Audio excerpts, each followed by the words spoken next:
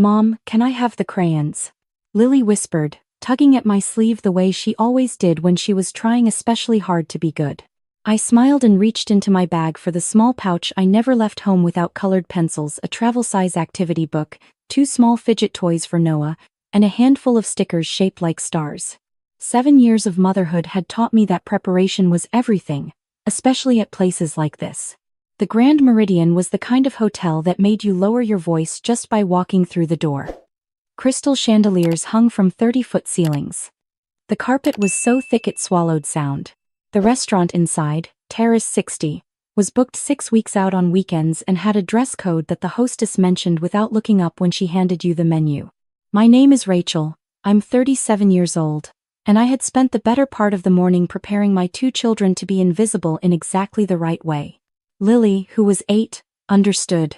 She sat with her back straight, her pencil moving quietly across the page. Noah, who had just turned 5, was doing his best, which meant he was managing about 40 seconds of stillness before shifting in his chair or rearranging the silverware for the 3rd time. I didn't mind. They were my kids. I knew them. Anyone who watched for more than 30 seconds could see they weren't causing any trouble. They were just 5 and 8 years old in a room that had not been designed with 5 and 8-year-olds in mind. My mother-in-law Carol had insisted on this restaurant for Robert's 65th birthday dinner. She'd mentioned the name twice during our phone call slowly, the way people say things they want you to write down. The Grand Meridian, Rachel. Terrace 60, Robert's favorite. I'd made the drive from across town without complaint, gotten the kids dressed in their nicest clothes, coached Noah in the car about inside voices and napkins in laps, and how we don't stack the bread rolls into a tower even if it seems like a really good idea. What I hadn't prepared for was my sister-in-law's face when we walked in. Diane was already seated when we arrived, her dark blazer pressed and perfect, her reading glasses pushed up onto her head like she'd just come from somewhere important. She looked at me, then at Lily and Noah, and her expression shifted into something that wasn't quite a smile. "Oh," she said. "You brought them." I kept my voice light. "Of course." Robert asked specifically. He was being polite, Rachel. She glanced around the room, then back at my children. "This isn't really a—" she gestured vaguely at the restaurant, at the starched tablecloths and the low lighting and the sommelier making his way between tables, a family place. "There's a kids' menu," I said pleasantly. She did not seem to find that as reassuring as I did. Carol arrived 5 minutes later with Robert, and the first thing she did after kissing my cheek was look at Noah's shoes. They were his good shoes. I had polished them that morning. I don't know what she found wrong with them, but something in her expression confirmed that she had. For the first 20 minutes, things were merely uncomfortable. Noah colored alongside Lily, occasionally asking her in a whisper what color he should use for the fire truck. Lily answered in a whisper back. I cut their bread for them. I ordered their food when the server came. I kept one hand loosely near Noah's water glass, the way you do when you know your 5-year-old's elbow has a habit of finding liquids. Then Robert started his first toast and Noah sneezed. It was a perfectly ordinary sneeze. He covered his mouth, said excuse me the way I'd taught him approximately 900 times, and reached for his napkin. But Diane's hand came down flat on the table with a sound like a starter pistol. This is exactly what I'm talking about, she said, low and sharp. Every single time. Diane. My voice was measured. He sneezed. He's been fidgeting this entire dinner. He knocked his fork off the table 10 minutes ago. Do you know how much a place setting at this restaurant costs? She looked at Carol for support. I told you we should have done this at the house, or at the very least discussed whether bringing small children to a restaurant like this was appropriate. They've been perfectly behaved, I said, and I meant it. I knew perfectly behaved. These were my kids. Carol set down her wine glass very carefully. Rachel, darling, I do think Diane has a point. This is an important evening for Robert. There are other guests arriving later for cocktails, business associates of his, and they're his grandchildren, I said quietly. Of course they are, she said. And we love them. But perhaps Terrace 60 isn't. It's fine, Mom. That was Kevin, Diane's husband. He didn't look up from his phone when he said it. He also didn't say anything else. Diane straightened in her chair. I've actually spoken to the manager about a private dining room on the 2nd floor. Smaller. Less formal. She looked at me the way people look at problems they have already solved. You could take the kids up there. Order whatever you want, it'll go on the same bill. We'll come get you for cake. I felt the table go quiet. Robert had his hand around his whiskey glass and was studying the condensation on the outside of it. Kevin had finally put down his phone but was looking at the window. The birthday dinner for my father-in-law, and the plan was for me to take his grandchildren to eat alone in a room upstairs so that the main table would look more appropriate for people who might walk through later. David would have said something. That was the thought that moved through me like cold water. My husband would have looked at his sister and said something, calmly and clearly, in a way that ended the conversation without starting a war. But David had been gone for 2 years, and I had spent those 2 years learning how to stand in the space where he used to be. We're not going upstairs, I said. Diane's chin lifted. Rachel.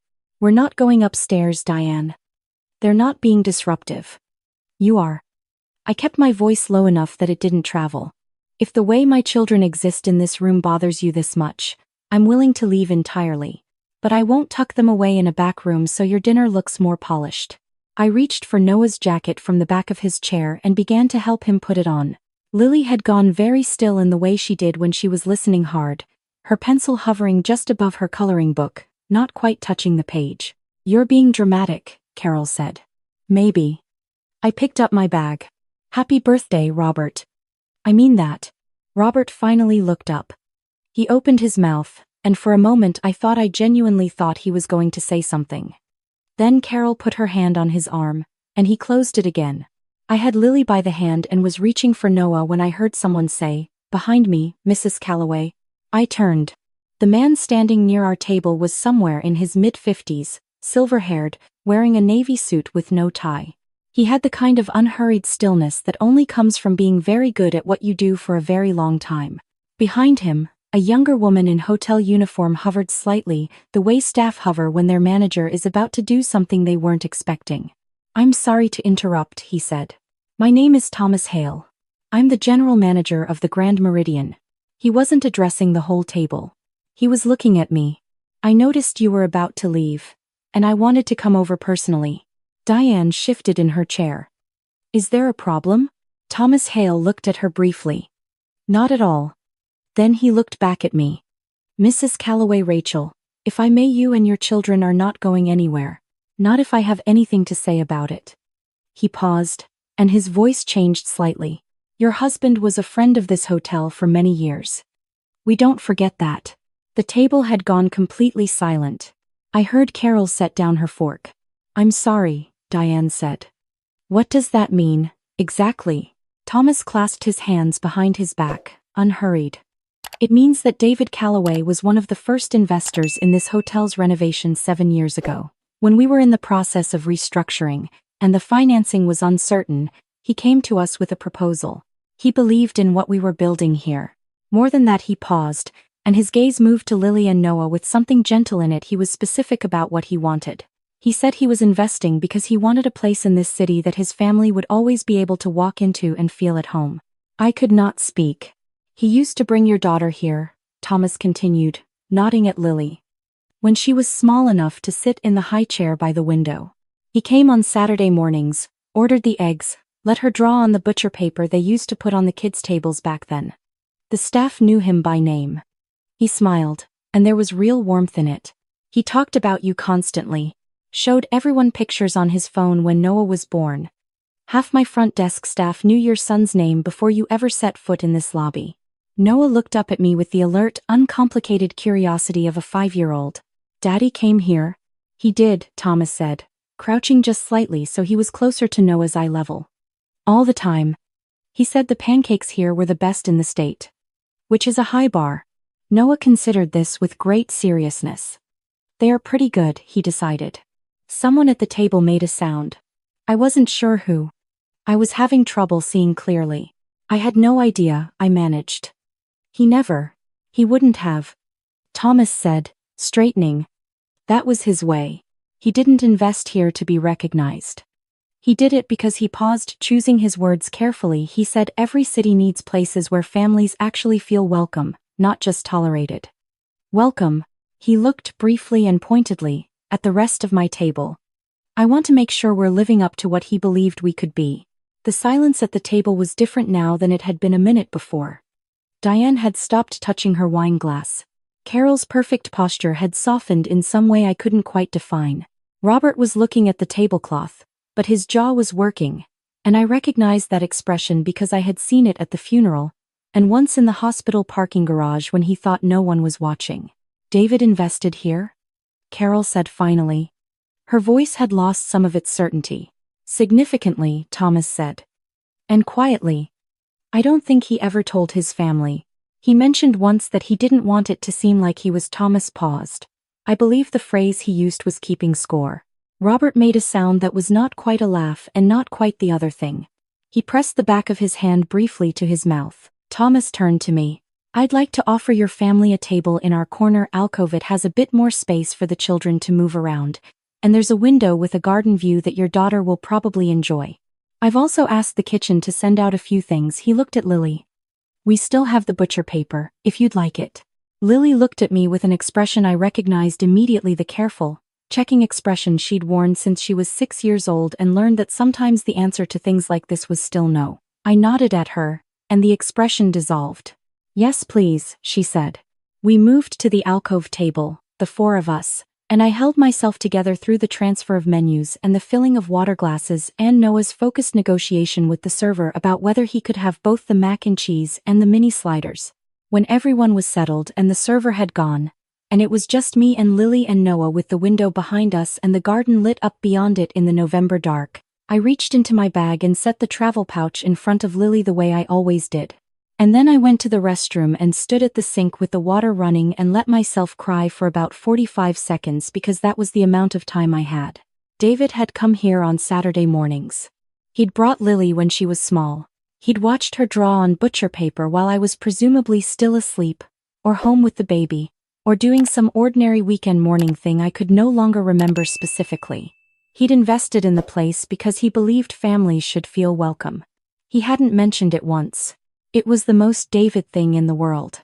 It was so completely him that I had to press my fingers against my mouth to keep from making noise.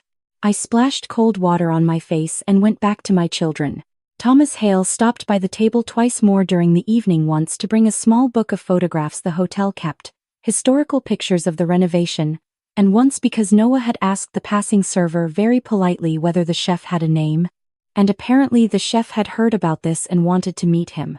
The executive chef, a tall woman named Patricia who moved through the dining room the way people move through rooms they own, crouched down next to Noah, and spent 4 minutes telling him about the pancakes and what made them different from other pancakes, and Noah listened with his whole body the way he did when something genuinely interested him. He has good instincts, Patricia said to me, standing. Your son. He does, I agreed. His father used to ask us things like that too. About the food. About where things came from. She smiled. People who ask those questions are the interesting ones. By the time we'd finished our food, I'd gotten Lily 2 more sheets of butcher paper and helped Noah construct a fairly impressive figure out of the cocktail straws he'd been collecting since we sat down. The garden outside the window had started to look silver in the way gardens look when clouds pass over something distant. Diane appeared in the entrance to the alcove. I had not been expecting that. I kept my face neutral and waited. She stood there for a moment, one hand on the curved wall of the entrance, and she looked at my children in a way she had not looked at them earlier. Not with that appraisal, that measurement. Something else. Noah, she said, after a second, what are you building? Noah looked up. Suspicious of the interest but not immune to it. He was 5, and 5-year-olds have a powerful need to explain their creations to anyone who will listen. It's a spaceship, he said, but also a restaurant. It has a kitchen in the back. Diane looked at it. Where does the food come out? Noah considered. I need more straws, he acknowledged. Diane went to the bar and came back with a small handful of cocktail straws, which she set on the edge of the table without ceremony. Noah took them without ceremony and got back to work. She pulled out the chair across from me and sat down. She didn't look at me right away. She looked at the window, at the garden, and I watched something moving across her face that she probably thought she was hiding. Kevin told me, she said finally, that David used to call him from this restaurant. Apparently, he came here for lunch sometimes when he had a hard week and just wanted somewhere quiet. She paused. Kevin never mentioned it to me. I don't know why. I didn't know what to say to that, so I said nothing. He called it his thinking place, she said. According to Kevin. I thought about that. A thinking place. I had not known David had a thinking place. I had known him for 11 years, been married to him for 9, and I had not known that when he had a hard week he came to a hotel restaurant by himself and ordered something and sat with a window. The thought made me feel two contradictory things at once: a deep, hollow sadness and something almost like warmth. Because it meant there was still more of him to find. It meant he was still, occasionally, surprising me. I'm sorry, Diane said. She said it the way people say things they've been rehearsing, not because they don't mean them, but because they've had to work up to meaning them. I know I've been difficult. Since the funeral, She stopped. I think I've been angry and I didn't know where to put it, and I put it somewhere I shouldn't have. Lily had looked up from her drawing. I gave her a small, private look, and she looked back down. I know, I said. That's not an excuse. I know that too. Diane watched Noah add a new corridor to his space restaurant with 2 of the new straws. He looks like David around the eyes, she said. Has anyone ever told you that? All the time, I said. Every day. She nodded, and something about the nod told me she was holding herself very carefully together. I had spent 2 years learning what that looked like, and I recognized it. Carol came next. She came without announcement, the way Carol did most things, but she came and she sat down in the chair next to Lily, and she looked at the drawing, and she said, in a voice that was noticeably quieter than her usual register, "What is this one?" "It's a house," Lily said. "But it also has a restaurant in it. Noah and I are making a restaurant neighborhood." Carol looked at Noah's construction. I see. A pause. Your grandfather used to draw like this when he was small. Buildings and plans. Another pause. Your father did too.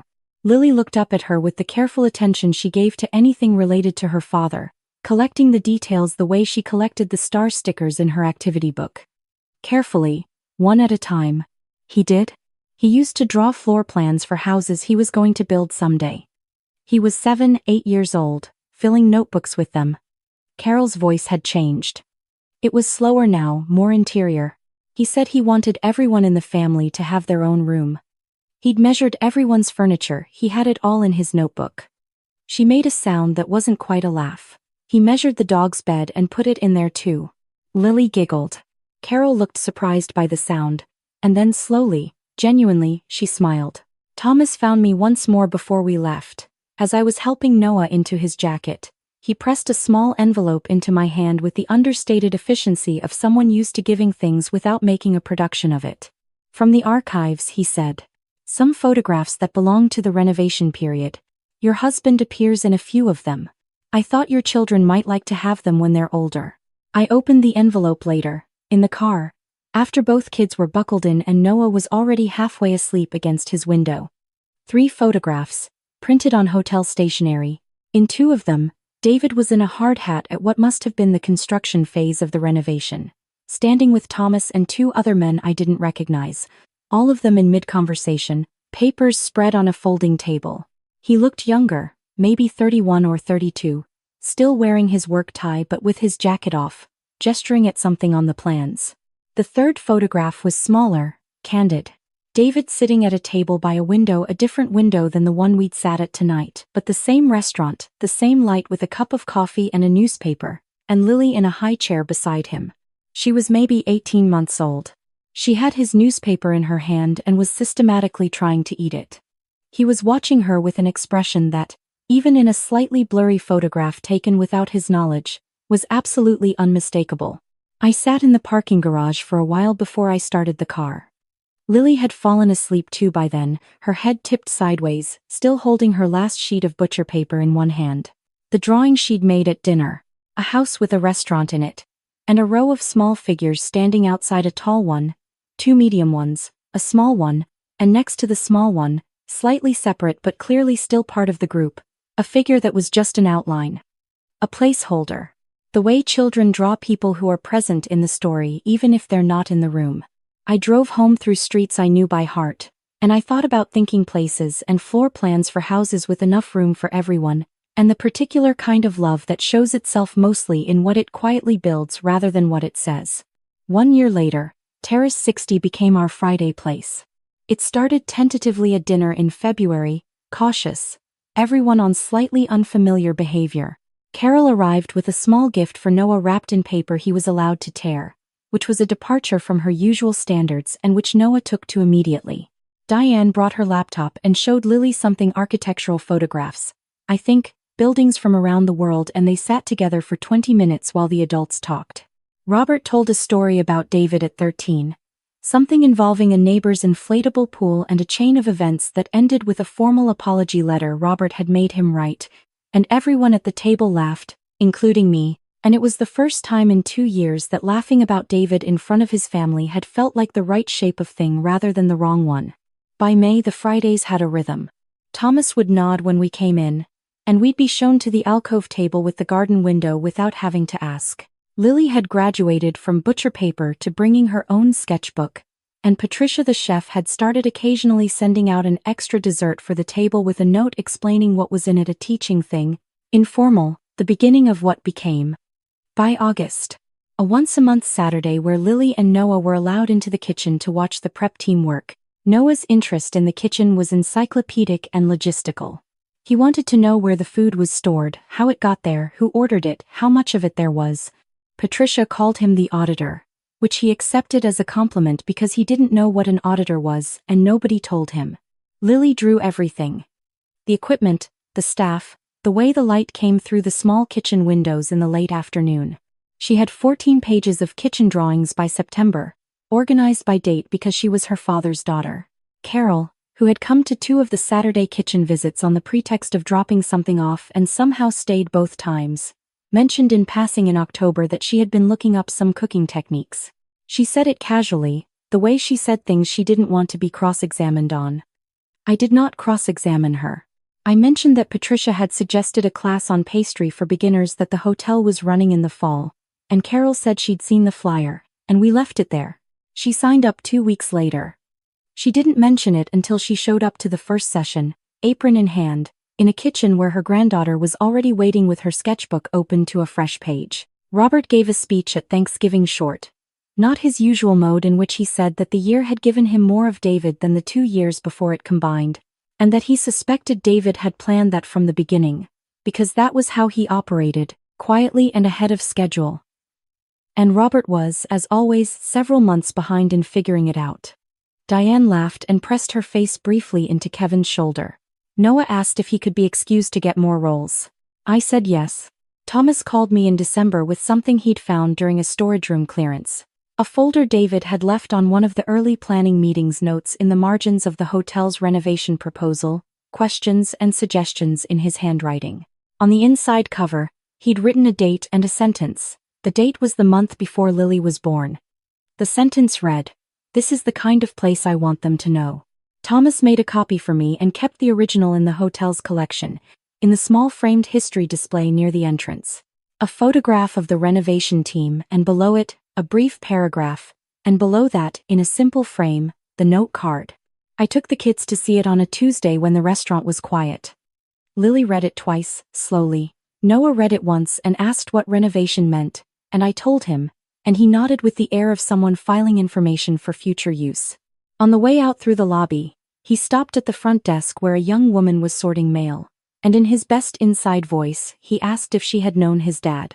She looked up, and then she smiled the way people smile when they've been waiting to be asked something. "I did," she said.